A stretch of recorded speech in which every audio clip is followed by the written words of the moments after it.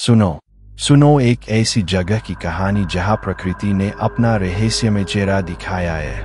असम की जतिंगा घाटी, जहां हर साल सितंबर की काली अमावस्या रात को पक्षी खुदकुशी करने आते हैं। वैज्ञानिक हैरान, स्थानीय लोग डरे हुए, और आज मैं तुम्हें वहां की असली सच्चाई बताने जा रहा हूं। 2015 की एक सर्द रात 3 शोधकर्ता डॉ. रोहन, प्रो. मीनाक्षी और उनका सहायक अर्जुन इस रहस्य को सुलझाने पहुंचे। उनके पास थे आधुनिक उपकरण, पर उन्हें नहीं पता था यहाँ के भूतों के पास है हजारों साल पुराना ज्ञान। पहली रात सब कुछ सामान्य था, पर जैसे ही घड़ी ने 12 बजाए, अचानक आसमान से गिरने लगे पक्षी। नहीं, ये कोई साधारण पक्षी नहीं थे। इनकी आंखें पूरी तरह काली थीं।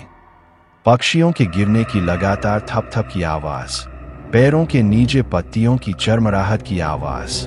प्रो. मीनाक्षी ने अपनी डायरी में लिखा, यहाँ कुछ गलत है। पक्षी जानबूझकर आत्महत्या नहीं कर रहे, कुछ उन्हें मजबूर कर रहा है।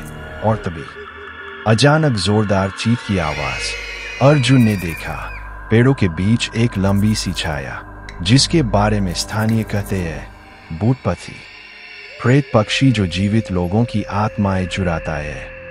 डरावनी हंसी की गूंज, पानी की बूंदों की आवाज, जैसे किसी गुफा में। दूसरी रात डॉ. रोहन गायब हो गया।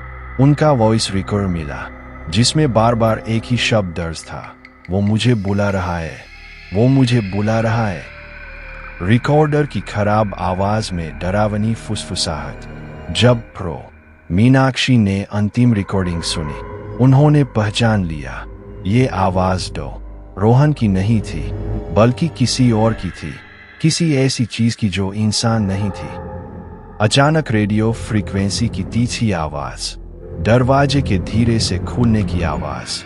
आज वो तीनों शोधकर्ता कहाँ है, कोई नहीं जानता, पर स्थानीय लोग कहते हैं कभी कभी अमावस्या की रात जतिंगा के जंगलों से 3 नई आवाजें पक्षियों के साथ चीखती सुनाई देती है। लंबी सिसकी भरी सांस की आवाज। क्या तुम्हें भी उनकी पुकार सुनाई दे रही है? अंत में जोर से दरवाजा बंद होने की आवाज, और फिर पूर्ण सन्नाटा। कहानी जारी है। अगर यह कहानी ने तुम्हें डरा दिया, तो याद रखना, जतिंगा घाटी में वाकई ऐसा होता है, और शायद अगली बार ये कहानी तुम्हारे साथ होगी। अंतिम फुसफुसाहट, वो आ रहा है। इस कहानी को अंधेरे में मोमबत्ती की रोशनी में सुनाने पर सर्वोत्तम प्रभाव मिलेगा।